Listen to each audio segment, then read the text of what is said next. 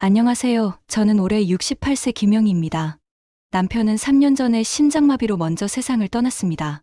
노년이 되면서 홀로 된다는 것은 무척이나 두려운 일이죠. 그런데 늙은 싱글로 살면서 불쌍한 과부가 아닌 남편이 있을 때보다 지금이 훨씬 여유롭고 행복하다고 말하면 제가 매정한 사람일까요? 남편에게는 미안하지만 지금이 저에게는 꽃처럼 빛나고 아름다운 시절입니다. 뭔가 하고 싶은 게 있는데 나이 때문에 주저하고 계신 분들, 가족들의 반대에 부딪히거나 이미 배우자를 떠나보내고 이제 뭘 해야 할지 막막하신 분들, 오늘 제 이야기가 조금이라도 도움이 되었으면 해요. 미리 말씀드리지만 제 이야기는 그렇게 아름답지만은 않아요. 현실은 생각보다 너무나 거칠거든요. 그럼 시작해볼까요? 제가 어떻게 65세의 새로운 인생을 시작하게 됐는지. 자식이 많은 집 장녀는 살림 미천이라는 말이 있었습니다. 말로만 포장을 한 것이지 실제로는 부모를 대신해 가사를 도맡아 하면서 자신의 꿈이 지워진 희생자였다고 저는 생각해요. 개인보다 가족이 우선이었던 시대에 장녀는 보이지 않는 노동력으로 소비될 뿐이었죠. 제 또래의 장녀가 이 이야기를 들으신다면 고개를 끄덕이실 분이 많을 겁니다. 저도 마찬가지였어요. 무려 7남매의 장녀였으니 6이나 되는 동생들의 진학, 돌봄을 위해 제가 가진 재능, 꿈에 대한 말은 입도 뻥긋할 수 없는 시대였습니다. 저는 어릴 때부터 손재주가 있다는 말을 많이 들었어요. 그림 그리는 것을 좋아했고 뭔가 만드는 것도 좋아했죠. 도서관에서 그림책을 빌려다가 혼자 따라 그려보기도 했는데 주변 사람들이 재능이 있다며 칭찬하더라고요. 미술학원을 다니면서 좀 더 전문적인 그림 공부를 하고 싶었지만 미술에 대한 재주가 있다고 해도 부모님은 동생들의 미래에 신경 쓰느라 내가 가진 재능을 키워줄 여력이 없으셨을 겁니다. 그래서 크게 기대하지 않고 시간이 나고 종이만 보이면 혼자서 만화를 그리거나 주변 물건들을 스케치하면서 나름대로 혼자만의 취미로 즐겼습니다. 어머니도 일을 하셨기 때문에 집에 있는 동생들 밥 챙기고 씻기는 것은 다 제 차지였죠. 여고를 졸업하고 나서도 초등학교 다니던 막내 동생의 돌봄은 제 몫이었습니다. 남자친구와 데이트라도 할 때면 어린 동생 손을 잡고 빵집이나 음악다방에 앉아 셋이 함께 시간을 보내곤 하였어요. 그러니 어떤 남자가 저를 진지하게 좋아할 수 있었을까요? 취직도 안 하고 이렇게 동생들 뒤치다꺼리만 하다 보니 어느덧 홍기가 꽉 찼더군요. 엄마는 마치 내가 할 일 없이 놀다가 나이만 먹은 것처럼 빨리 결혼 안 하냐고 닥달하셨어요. 엄마 친구네 딸 누구누구는 결혼해서 떡두꺼비 같은 손자를 안겨줬네. 시집을 잘 가서 친정 부모님을 제주도 여행 보내줬네 하시면서 말이죠. 그때 친구들 중에 이미 가정을 꾸린 사람이 많아서 저도 연애하던 남자와 아무것도 따지지 않고 뭔가에 쫓기듯 결혼을 하고 말았습니다. 남편은 정말 무뚝뚝한 사람이었어요. 연애할 때는 그 모습이 남자답고 매력적으로 보였는데 결혼하고 나서 남편으로 만나니 여간 힘든 사람이 아니더군요. 지나치게 말이 짧고 마치 화난 사람처럼 말을 했어요. 남들에게는 웃기도 잘하고 술값도 선뜻 잘 내더니 집에만 오면 딴 사람이 되는 겁니다. 신혼 때가 지나면서부터 이런 모습이 반복되다 보니 언제부터인지 남편만 보면 가슴이 두근거리고 식은땀이 나서 되도록 한자리에 있지 않고 눈길을 피했습니다. 다행히 폭력을 휘두르는 일은 없었지만 부리부리한 눈으로 날 쳐다보며 소리를 지르면 마치 도둑질이라도 하다 들킨 사람처럼 가슴이 마구 방망이질 쳤습니다. 남편이 출근하고 나면 마음을 가라앉히려 스케치북에 그림을 그리거나 틈틈이 뜨개질 소품을 만들어 집을 예쁘게 꾸미곤 했어요. 물감에 적신천으로 꽃을 만들어서 액자에 넣고 민화를 그려 집을 장식하였습니다. 어쩔 땐 하얀 종이로 천사 모비를 만들어 아이들 유치원 천장에 꽂아주면 빙글빙글 도는 천사를 보며 아이들과 선생님들이 참 좋아하셨어요. 그런데 남편의 생각은 달랐습니다. 그딴 거에서 뭐하냐? 시간 낭비다. 집안일이나 제대로 해. 왜 쓸데없는 짓만 하냐? 처음에는 그냥 취미로 하는 거라고 설명했어요. 하지만 남편은 취미 생활을 하면 돈이 나오냐 쌀이 나오냐 하면서 마땅치 않은 표정을 지었습니다. 제가 그림을 그리거나 소품을 만드는 모습을 볼 때마다 옆에서 투덜거렸어요. 저는 호기심이 많아서 관심이 가는 것들은 그냥 지나치지 않고 배워서 활용하려고 하는 편이었어요. 일본어에 관심이 많아 책을 옆에 두고 외우곤 했는데 가끔 책이 없어졌습니다. 나밖에 보는 사람이 없는데 아무리 찾아도 없으니 자연스럽게 남편을 의심하게 되더군요. 그래서 넌지시 물어보면 묵묵부답으로 딴짓을 하는 것 보면서 그때부터는 나만 아는 곳에 책을 보관하게 되었습니다. 남편은 아내가 조금 더 유식해지면 자신이 무시당할 거라는 생각을 하는 것 같더라고요. 내가 고등학교를 나오고 자신은 고교 중퇴라는 한격이 콤플렉스로 작용했나 봅니다. 우리 나이 때는 중학교도 간신히 나온 사람이 많고 가족들 생계를 위하거나 가난으로 인해 학교를 다니지 못해도 크게 흠이 되는 시대는 아니었습니다. 저 역시 그런 거 생각하지 않고 결혼했던 것인데 그게 뭐라고 저렇게 자격지심을 갖는지 이해가 안 되었어요. 남편의 비뚤어진 태도를 보고 화가 나서 한숨을 쉬면서 먼 산만 보고 있으면 내 말이 우습냐? 왜 대답을 안 해? 나보다 그딴 그림이 더 중요하냐? 일본어 잘해서 일본으로 시집갈 거야? 하면서 비아냥대더군요. 마치 집안일은 팽개치고 허영기 가득한 사람처럼 취급하고 있으니 아무런 대꾸도 하고 싶지 않았습니다. 남편이 아내에게 질투심을 가질 거라는 것은 생각해보질 않았어요. 남편은 특별한 취미도 없고 일 끝나면 티를 보거나 술 마시는 게 전부였습니다. 그런데 저는 뭔가 하면서 사람들한테 칭찬받고 하니 그게 못마땅했나 봐요. 하지만 아무리 제가 전업주부라 해도 남편 퇴근 시간만 기다리면서 아무것도 안 할 수는 없잖아요. 그래서 무언가라도 하면 반드시 꼬투리를 잡아 잔소리를 하였습니다.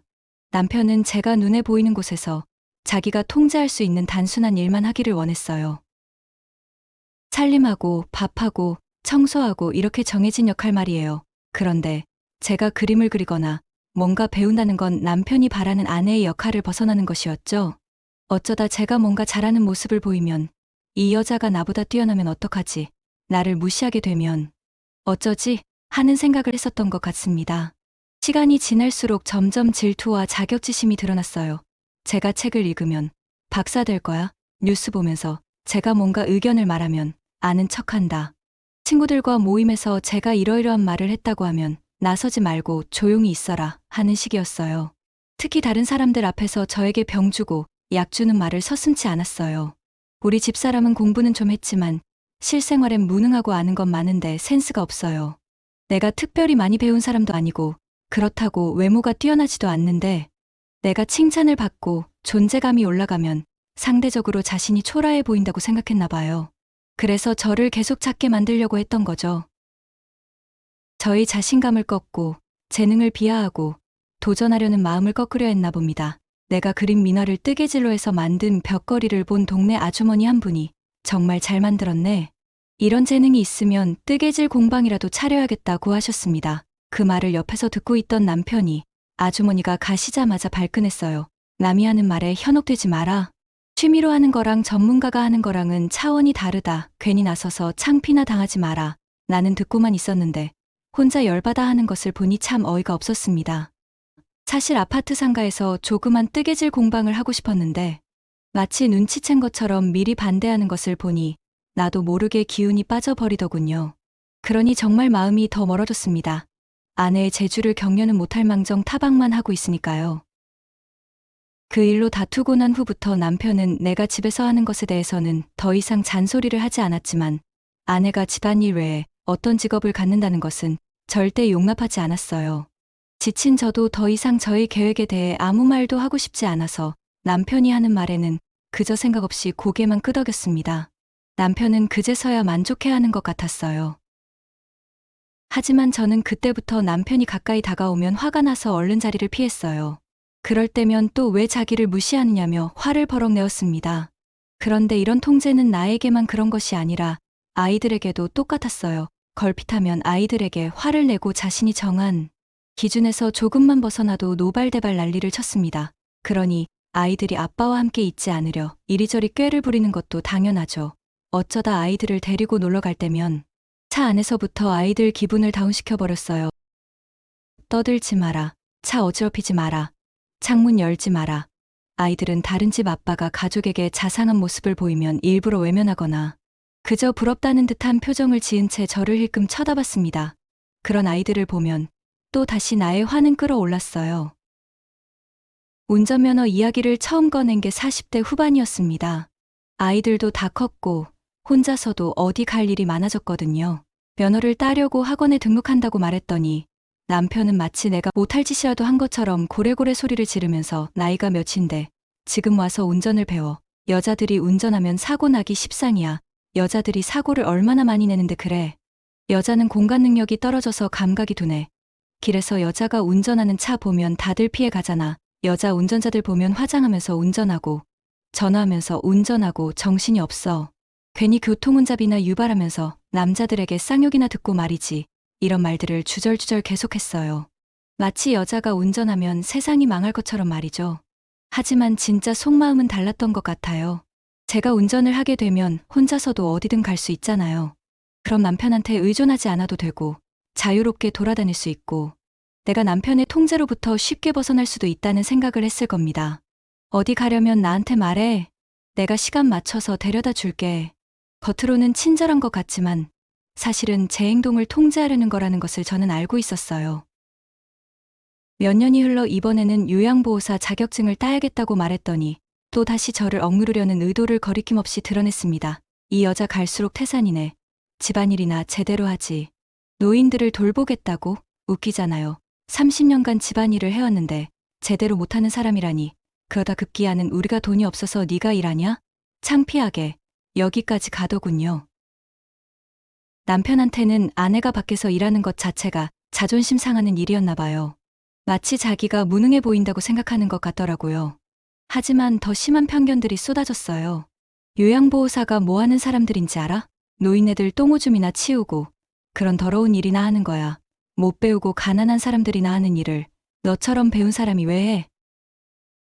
내가 고등학교 나온 사람인데 갑자기 배운 사람이라고 대접해주니 나도 모르게 코웃음이 나오더군요. 아무튼 남편은 요양보호사라는 직업 자체를 굉장히 낮게 생각했어요. 내가 한다니까 그런 건지도 모르죠. 오랫동안 교육받고 국가 자격증을 따서 하는 전문적인 일인데도 말이에요. 남 집에 가서 비위 맞추고 허드레 일이나 하는 게 가정부지 뭐야? 고생하지 말고 집에서 손주나 돌봐. 집안 형편은 넉넉했어요. 남편이 자영업을 했는데 그동안 꽤 잘 됐거든요.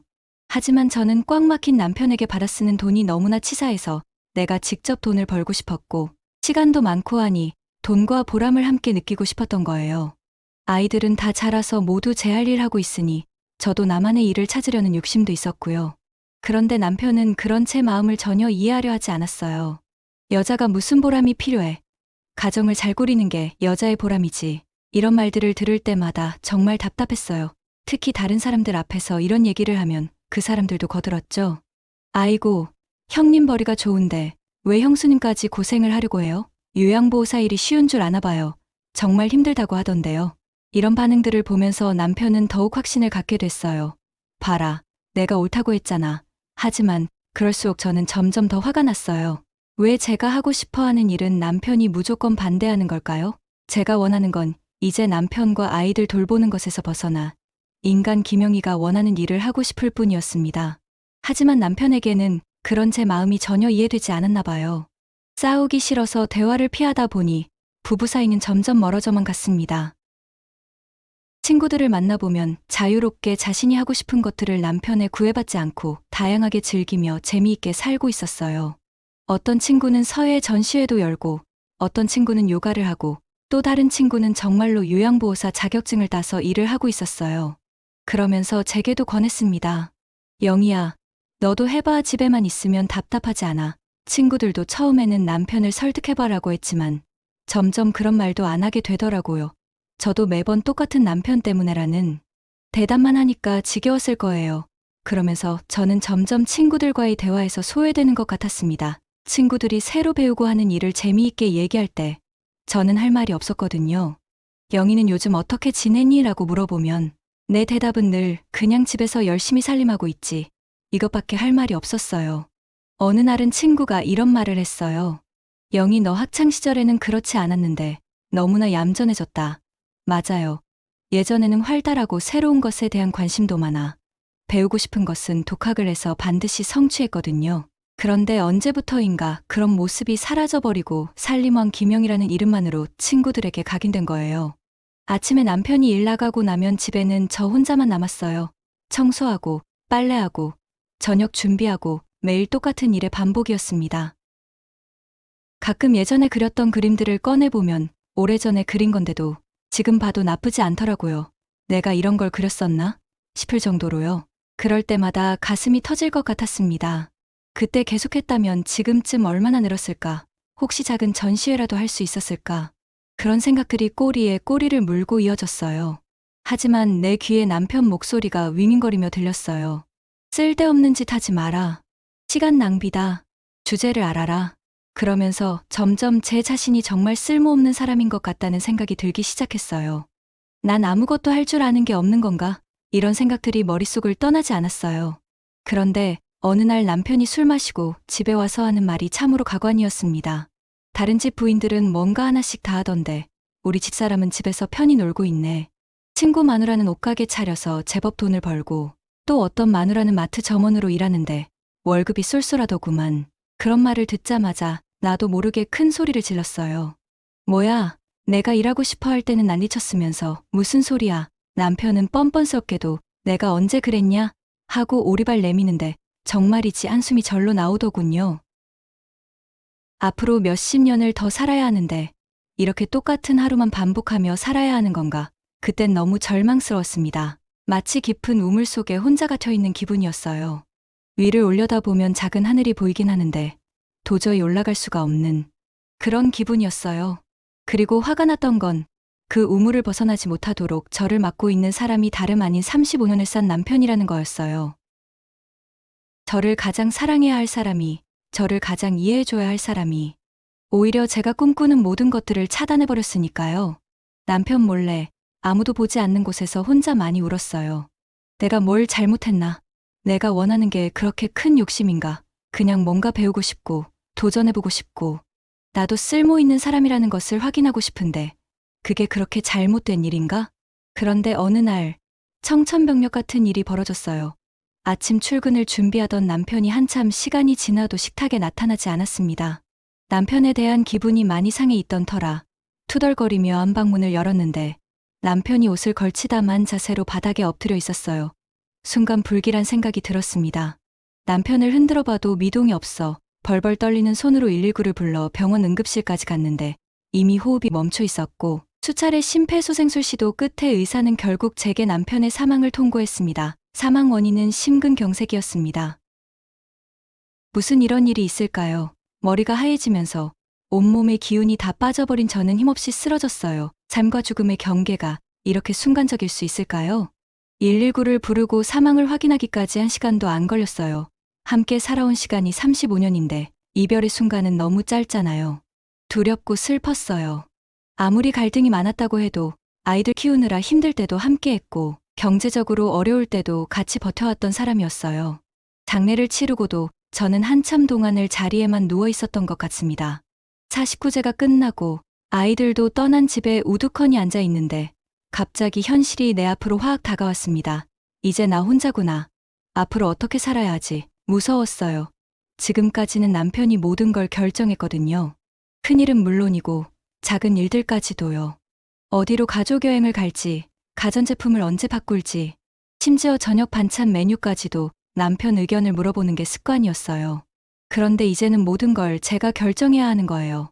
아프면 어떻게 하지? 작은 아이 결혼은 어떻게 하지? 전구가 나가거나 수도꼭지가 고장나면 누가 고쳐주지?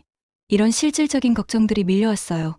그리고 아침에 싸우고 헤어졌어도 저녁에 집에서 만나면 서로의 존재 확인만으로도 안심이 되었잖아요.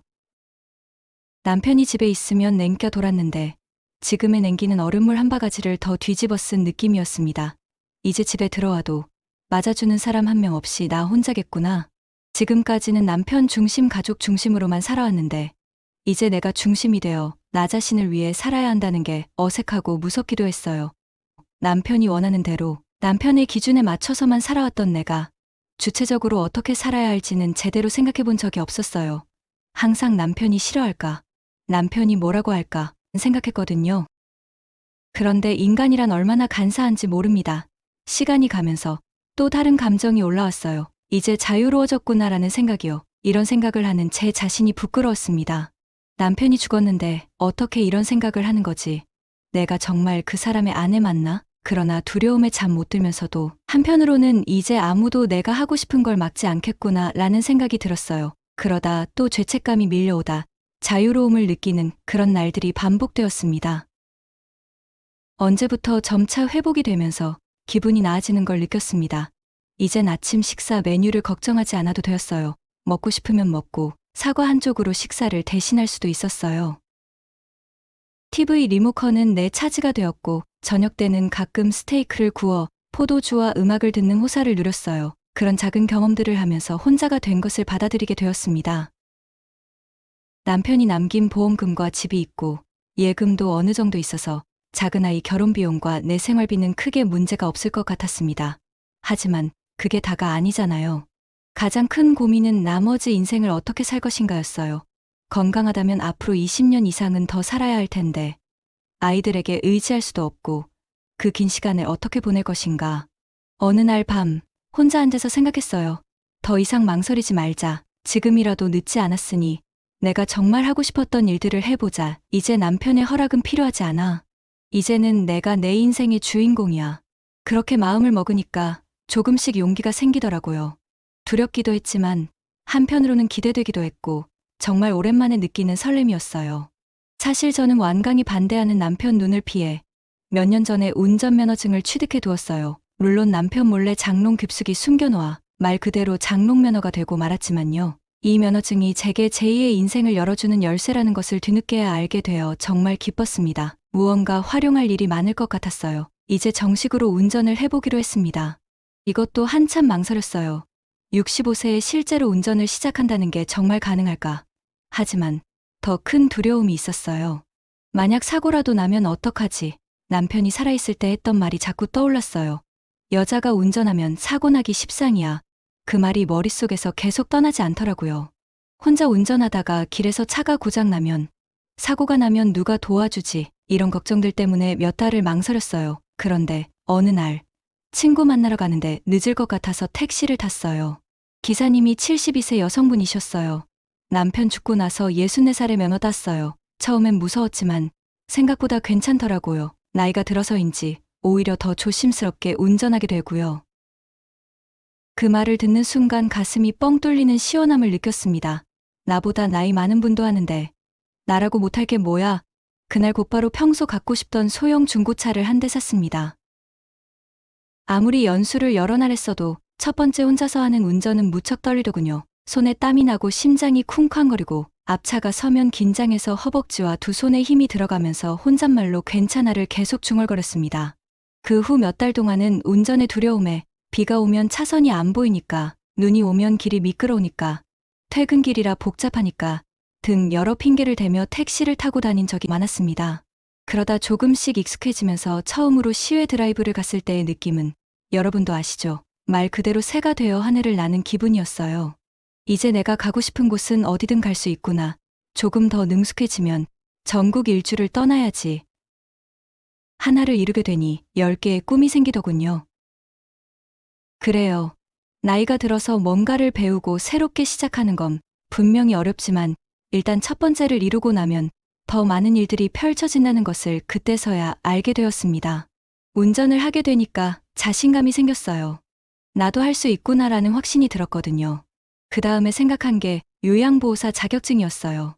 남편 생전에도 자격증 얘기를 꺼냈다가 혼난 기억이 있어서 잠깐 망설였지만 도전하기로 했습니다. 일단 나이가 걱정됐어요. 요양보호사는 몸을 많이 쓰는 일이잖아요. 65세인 내가 이제 시작해서 과연 할 수 있을까? 사는 게 어렵지도 않은데 굳이 힘든 일을 해야 할까? 그냥 편하게 살면 안 될까? 하지만 집에만 있으니까 점점 세상과 멀어지는 기분이었어요. 아침에 일어나도 할 일이 별로 없어. 무기력해지고 친구들과 만나서도 하는 이야기는 늘 똑같고 이렇게 살다가 치매라도 오는 거 아니야? 친구들과 이런 우스갯말도 했습니다.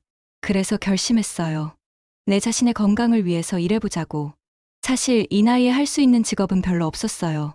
그래서 예전부터 생각했던 요양보호사가 되기로 했습니다. 교육원에 상담을 받으러 갔을 때 마음이 복잡했어요. 나이를 묻자 그 순간 또 남편 목소리가 들리는 것 같았습니다. 봐라, 나이 든 사람이 괜히 나서다가 망신만 당한다고 했잖아. 하지만 동시에 이런 생각도 들었어요. 도전해보지도 않고 포기하면 나중에 후회하지 않을까. 만약 할 수 있는데 안 해봤다면 그게 더 후회스러울 것 같은데 지금 이 나이에 할 수 있는 일로는 요양보호사가 최상이 아닌가. 결국 등록했어요. 교육은 힘들었지만 재미있었어요. 나이 들어서 시작한 배움이라 진도를 따라하기 힘들었는데 젊은 교육생들의 도움으로 이론 공부를 별탈 없이 마칠 수 있었습니다. 실습할 때는 휠체어 이동시키기, 침대에서 환자 일으켜 앉히기, 기저귀 가는 법 등 몸이 예전 같지 않아 힘들었지만 함께 수업 듣는 분들이 서로 응원하며 힘이 되었어요. 특히 50대 후반에 시작한 교육생은 언니 우리 끝까지 함께 해봐요 라며 힘이 되어 주었어요. 그분도 남편 반대가 심했는데 결국 시작했고 지금은 정말 대만족이라고 했습니다. 무사히 자격증을 따고 지금 일하는 곳에서 면접을 봤습니다. 생활정보지를 통해 요양보호사 모집 공고를 봤는데 어르신 댁 방문을 위해 운전면허가 필수더군요. 그래서 제가 우여곡절 끝에 어렵사리 취득해 두었던 운전면허가 혼자의 삶을 이끌어가는데 큰 힘이 된다는 사실에 남편 몰래 용기를 내었던 저 스스로를 칭찬했습니다. 센터장님이 일이 쉽지는 않은데 괜찮으시겠어요? 물었을 때 저는 자신 있게 대답했어요. 그럼요.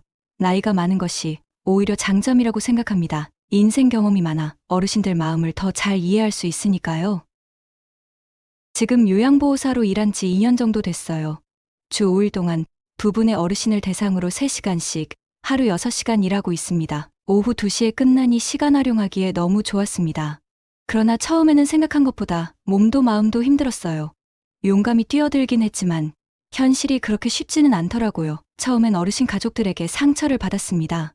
물론 좋은 분들도 많지만 정말 황당한 경우들도 있어요. 국가 자격증을 취득한 요양 전문 인력이라는 생각을 하지 않고 마치 가정부 한 사람 채용했다고 생각하는 분이 있었어요. 3시간을 그저 집안을 반짝반짝하게 해야 할 의무만 있는 것처럼 쉼없이 청소하기만 강조하시더라고요. 배운 대로 요양보호사의 역할과 범위를 설명해 줬는데도 막무가내셨어요. 어르신들은 누군가 자신의 말을 들어주길 원하십니다. 그래서 말상대가 되어주는 것도 업무의 하나인데 대화를 나누고 있으면 그것을 게으름 피우며 노는 것으로 아셨습니다. 요양보호사를 바꾸겠다고 노발대발하는 것을 저도 화가 나서 그러시라고 했더니 센터장과 통화를 한 다음 날 미안했다고 짧게 사과를 하셨습니다. 아주 짧게요. 어떤 집에서는 다른 지역에 사는 딸이 수시로 센터장에게 전화를 걸어 이것저것 민원을 넣었습니다.